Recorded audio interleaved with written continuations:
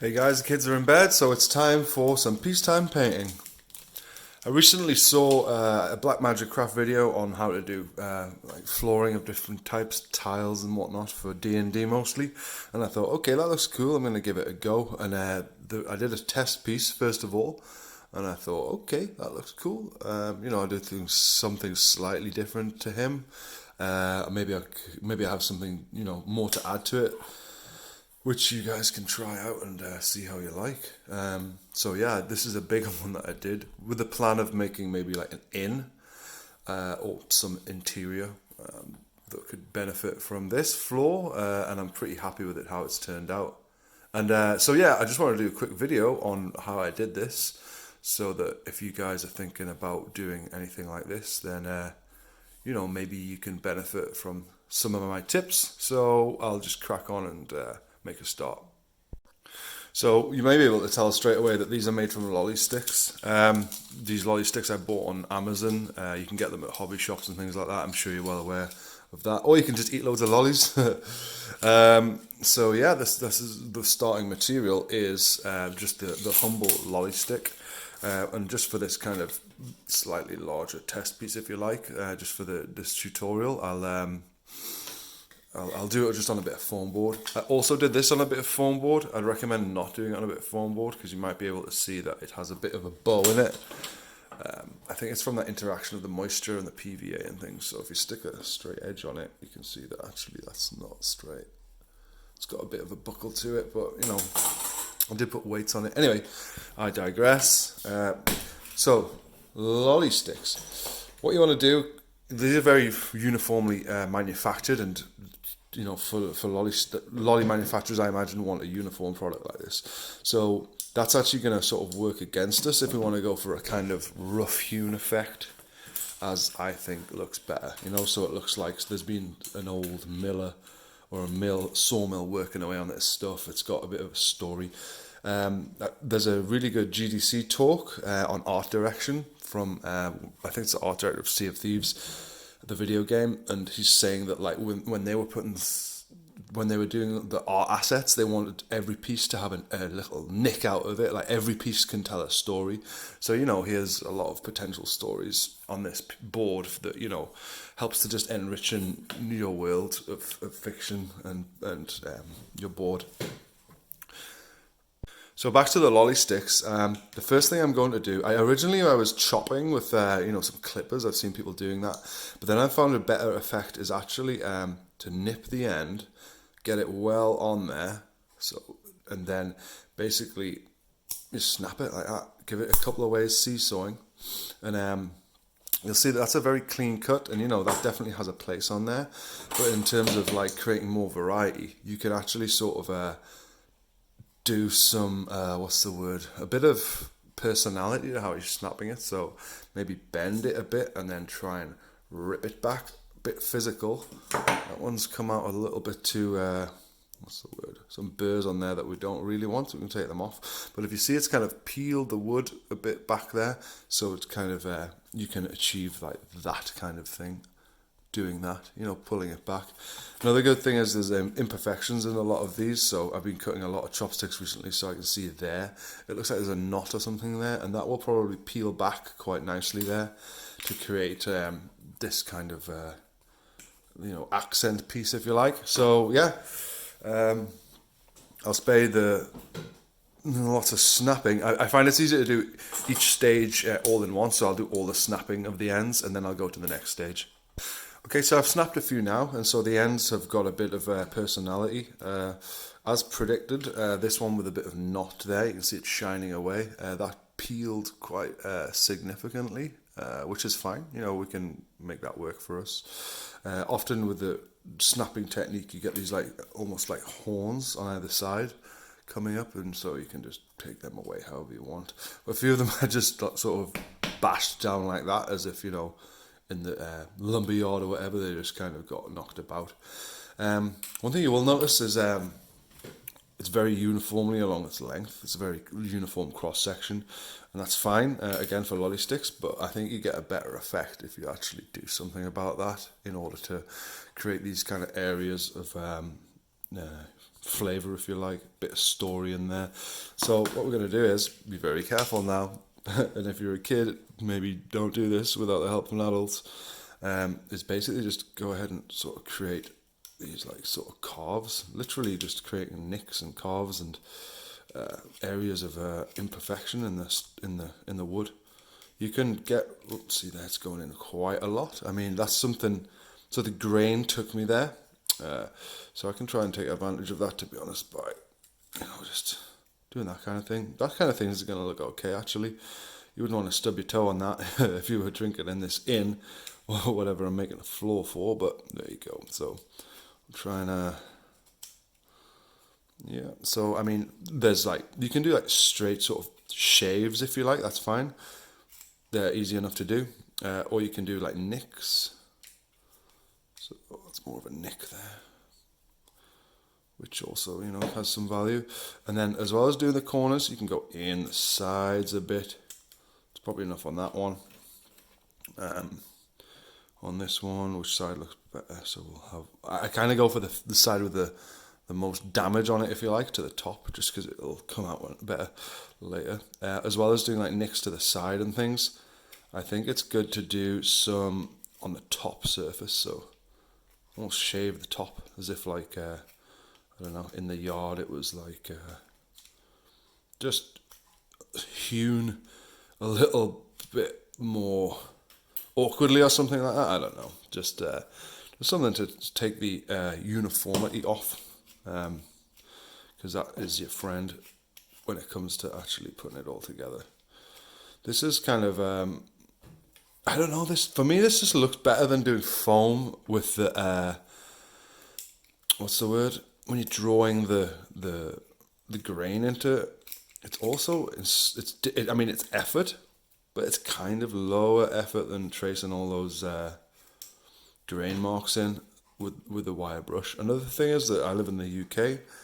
XPS foam is not really widely available here, so that's another factor. Right then, on to the next step. So for the next step, I'm literally going to get some PVA glue, and let me see, have I made this? It's a coincidence if I've done it. So that's actually, we could actually get away with just doing this whole piece the length of my bit of foam board, so I'll do that. So the first thing I'm going to do is just going to lash a bit of PVA on, and this is just any old PVA. So here's a tip. This is Wilko's PVA glue. Wilko's is like a big chain shop that sells like everything. If you get the PVA glue in the kids section, it seems to be cheaper than if you buy it in the DIY section, and I wouldn't be surprised if it's the same stuff. This was like £1, I think, and it's huge. Right, so first one, I'm gonna just spread it about. I mean, like you're buttering bread, I suppose. Pretty thin. Some on there, that's fine. And then I'm just gonna stick it on, press it down a bit. That's fine. Next one. So it's like when you're bricklaying. I can't remember what it's called, but you split the courses, I think, or something like that, or you basically offset things. So I'm not even sure where it's 50-50 on this. Probably guessing about there. Just gonna go ahead and snap that. Get my right side up. Okay, that side up. That's cool. Try and line it up. There we go. Can I get the same one on there? So that's a bit much up. Maybe I'll rip that off. Or I'll just trim it. I'll just trim that one. Looks a bit like too straight sometimes, like an old like Dolph Lundgren hairdo. Which isn't necessarily a bad thing, depending on what you're into. Stick the next one on. That's the right side up. Yep, cool. And yeah, this is kind of you're just building it up as you go. I'm just going to snap this on by hand, see what happens. Might get some personality in there. I'll live with that. Running out of PVA on the piece here. So that one's kind of too obviously from the same, what's it called? Plank. So I'm just going to go ahead and, I could have spin it around. Yeah, I'll try and spin it around, that might work. There we go. So yeah, then you're just building up the rest of the piece just to get what you're after. Let's squidge that along.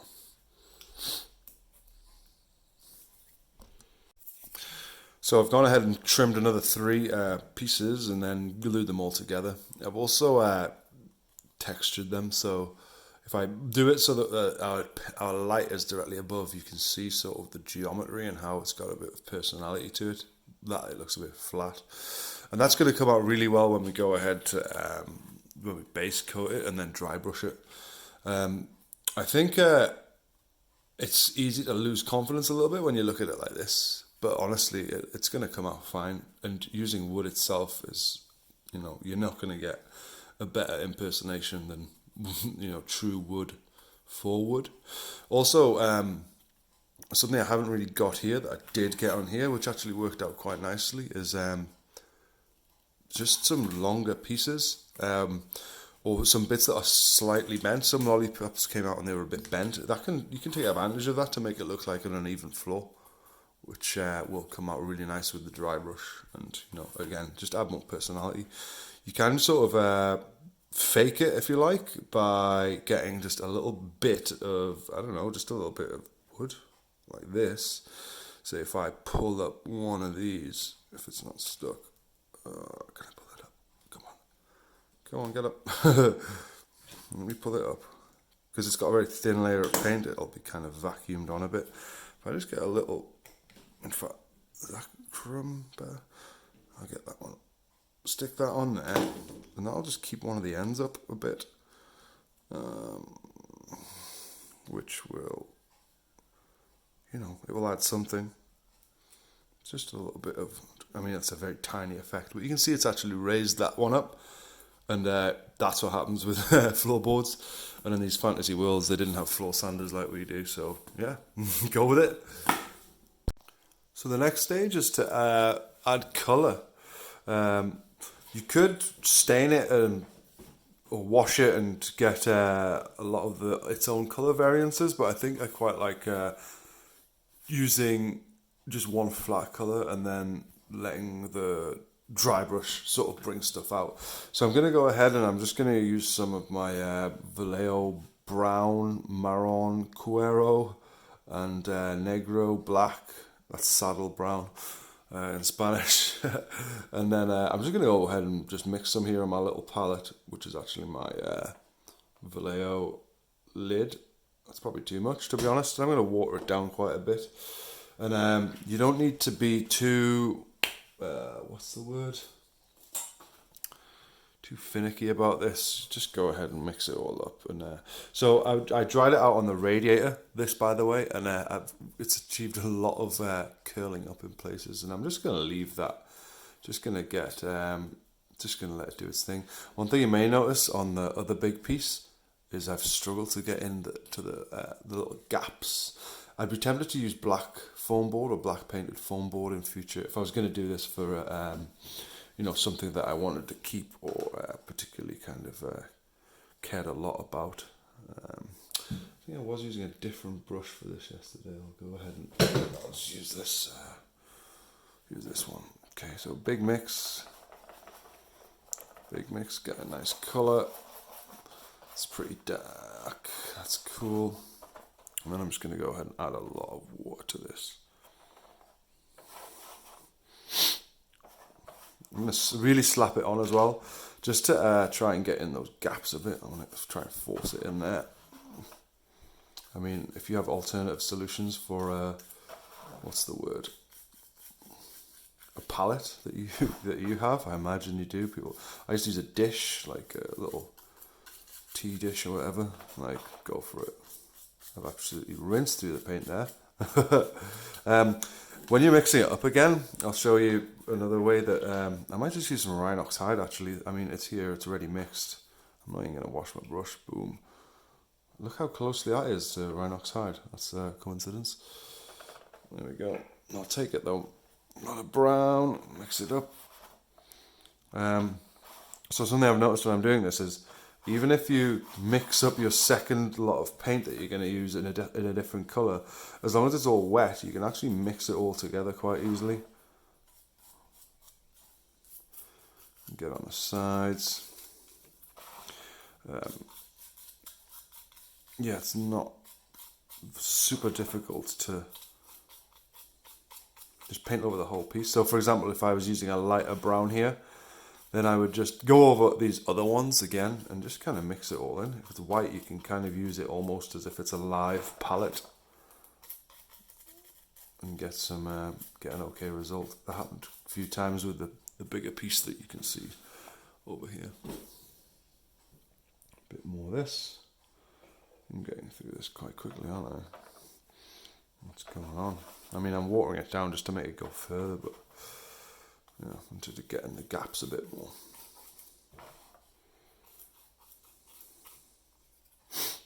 Excuse me. And try and make sure that there's no little white spots in there as much as possible. When you water it down, you sometimes cover these white spots in the gaps, and then when you come back to it and it's dried, it's actually pulled away and revealed more white again, so that's okay. Watering it down also helps to let it not sit on the model very thick, so that it doesn't obscure a lot of that nice woody detail with paint, because you want to use as much of the natural grain and detail of the wood as your friend in the process of making it. Let it be wood. Let the wood do what wood's good at, and that is just being itself.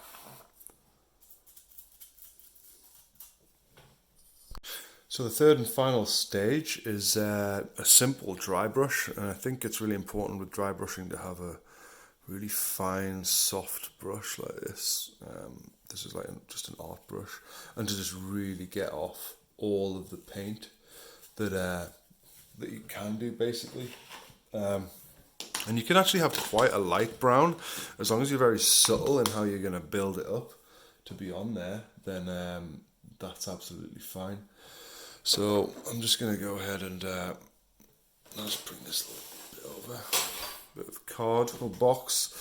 So just a little bit of brown, and then a little bit of white. And sometimes you find that it'll dry on the palette between coats if you use quite a sort of porous one, like I'm actually using here. I'm just going to actually just go ahead and just batter into this and mix together, get a very pale colour. I don't mind if there's a huge amount of inconsistency there. I don't want to mix in that blue bit down there. And then I'm just going to go ahead and get rid of it off my brush.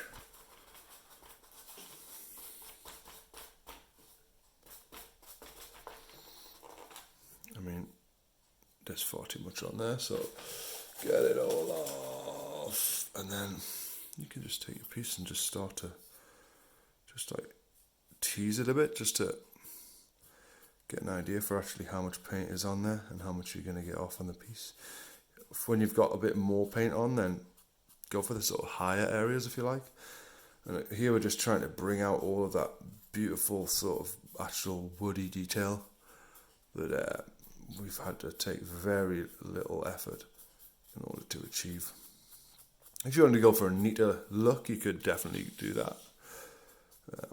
That's definitely an option with this. I'm actually going to go ahead and try and make this quite light. I'm also going kind of one direction here. From this angle, I'm just trying to highlight the upper edges of each plank, and also the sort of the end corners if I can. And I'm just going to attack it from a few different sides, just in order to let detail that might be more prominent on one side to let itself be known, and then I'll switch it around, and straight away you can see really quite a good effect. So all that woodiness coming out, and I've only hit it from one side here, and only dry brushing in one direction. I'm going to do this one in quite an exaggerated pattern, I've decided. So hit it from that angle, and I kind of want to 180 it And then we'll start hitting it from this angle and get some more paint on. Again, just hitting those high spots just to really, really accentuate them. And you know, already it's looking quite good, I think. You're getting some of those split areas looking decent.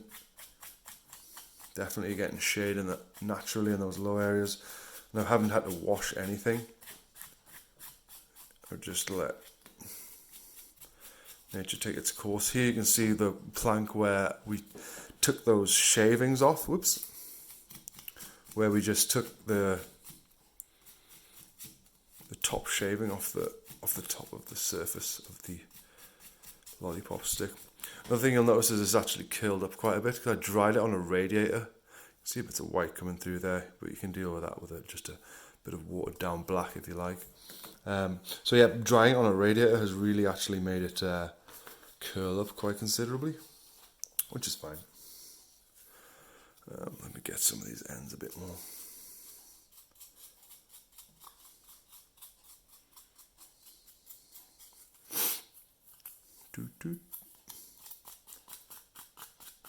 So yeah, there you go. Basically 3 easy steps to get a really good looking wooden plank effect. And you can use this for, I don't know, you could probably do it on the exterior of a building. I've seen buildings in in Lithuania, people's houses look like the side of this. Not all of them, obviously. So yeah, I mean, you could do it for a shed. You could do it for an in floor. I kind of prefer how this one looks compared to these ones. Maybe these ones, this old one, maybe this test piece needed a bit more paint on there. Sure, why not? Okay, cool. So there you go. Easy wooden floors in 3 easy steps. This one's got actually more dry brushing on than any of the others, and I think I quite prefer it actually. Yeah, so have fun, and thank you for watching.